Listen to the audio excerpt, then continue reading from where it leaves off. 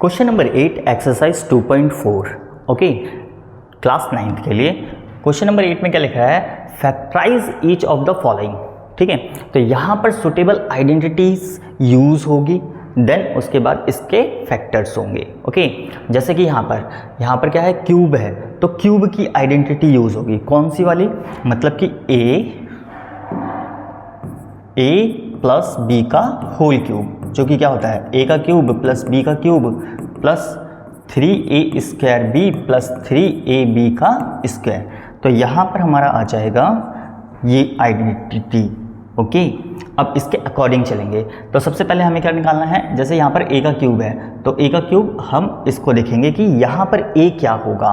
तो a के लिए क्या करना पड़ेगा हमें, a cube is equal to 8a cube, ऐसे लिखना होगा।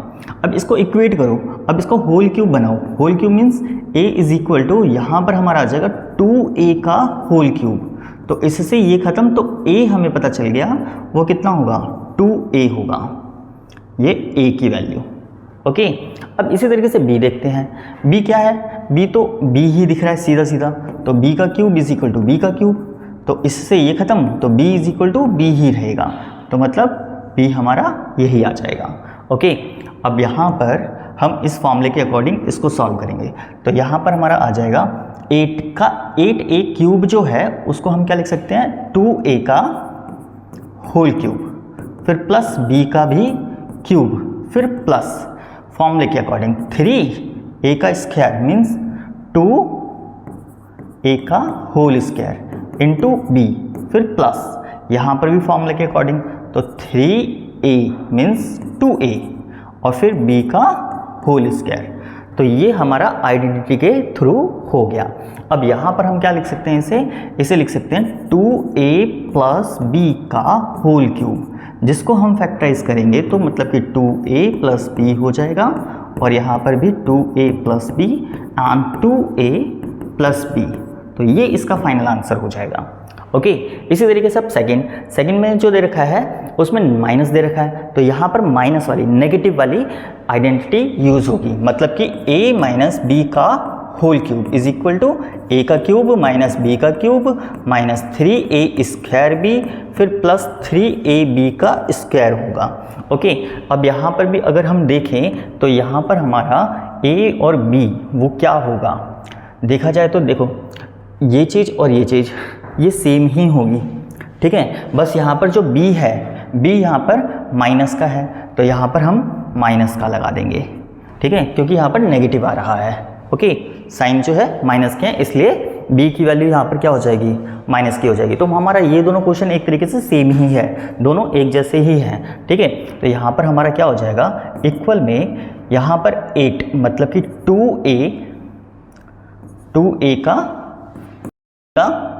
क्यूब, फिर माइनस b का होल क्यूब और फिर माइनस 3a का वैल्यू 2a का होल स्क्वायर और फिर इंटू b, फिर plus 3a 2a into b। तो यहाँ पर हमारा b का होल स्क्वायर आ जाएगा।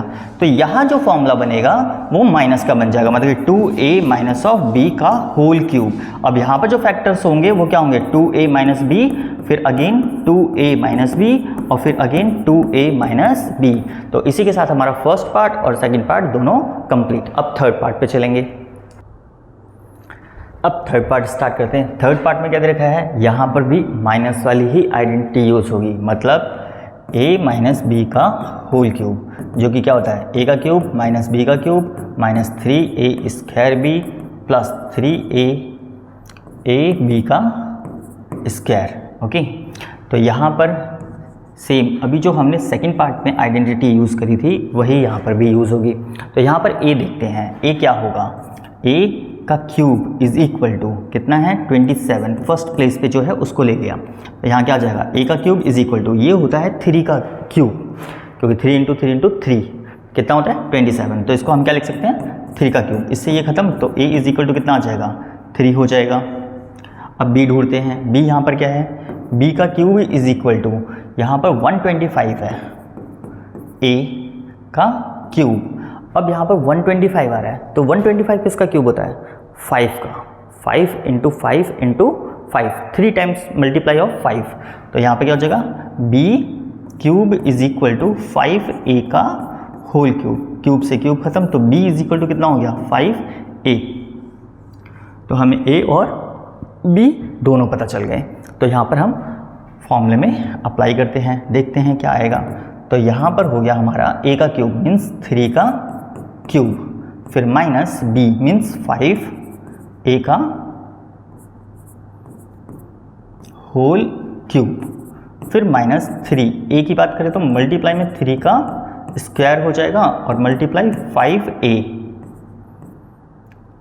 ये हो जाएगा, एंड प्लस फिर फॉर्मूला क्या है 3a मीन्स 3 और फिर इनटू 5a का स्क्वायर, ये चीज़ आ जाएगी। तो मतलब कि आइडेंटिटी के अकॉर्डिंग हमने एक्सपेंड कर दिया।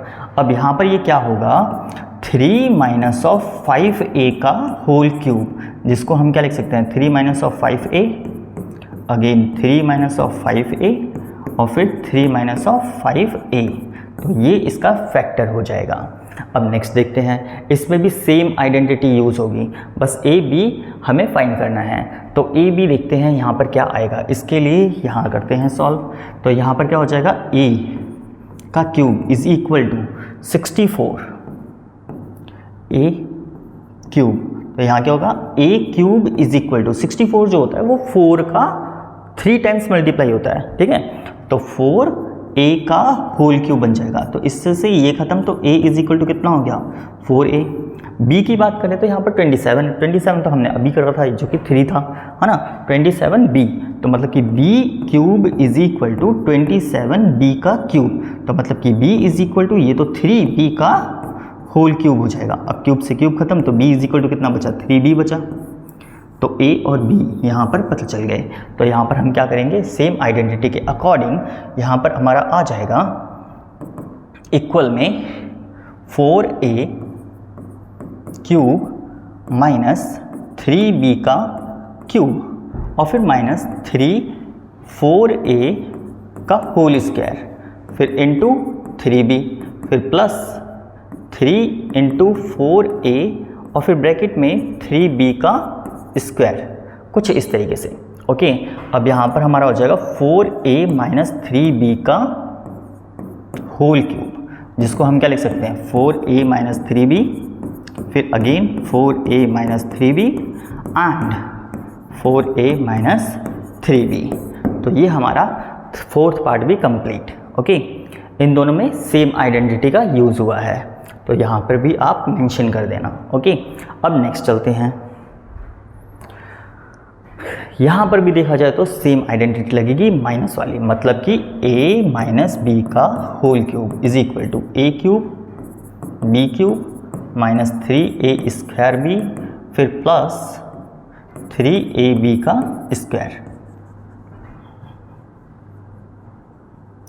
तो यही आइडेंटिटी यहाँ पर। अब यहाँ पर a की बात करें तो a क्या होगा, a cube is equal to 27p का क्यूब, जो कि हमें दिख ही रहा है ये 3 का होता है, तो a क्यूब 3p का होल क्यूब, इससे ये खत्म, तो a इज इक्वल टू कितना 3p, a is equal to 3p। और b की बात करें तो b का cube is equal to 1 upon में 216। अब बच्चे ये जो होता है 6 का मल्टीपल होता है, मतलब कि 6 इंटू 6 इंटू 6, तो यहाँ पर हम क्या कर सकते हैं, इसको हम 6 का क्यूब लिख सकते हैं। तो ऐसे ही यहाँ पर हमारा क्या हो जाएगा b cube is equal to 1 upon में 6 का होल क्यूब, तो इससे ये खत्म, तो b का वैल्यू कितना हो जाएगा 1 अपॉन में 6 हो जाएगा। अब यहाँ पर ये यूज़ करते हैं, तो a का क्यूब की बात करें तो वो कितना हो जाएगा 3p का होल क्यूब माइनस 1 अपॉन में 6 का क्यूब, फिर माइनस 3 इंटू 3p का स्क्वायर, फिर इंटू 1 अपॉन में 6 हो जाएगा, एंड प्लस 3 इंटू 3p और फिर यहाँ पर आ जाएगा 1 अपॉन में 6 का होल स्क्वायर। तो फाइनल आंसर जो होगा वो क्या होगा 3p माइनस ऑफ 1 अपॉन में 6 का होल क्यूब हो जाएगा, जिसको हम क्या लिख सकते हैं 3p माइनस 1 अपॉन में 6, फिर 3p माइनस ऑफ 1 अपॉन में 6 और फिर 3p माइनस 1 अपॉन में 6। तो ये हमारा फिफ्थ पार्ट भी कंप्लीट, मतलब क्वेश्चन नंबर 8 हमारा यहाँ पर कंप्लीट होता है।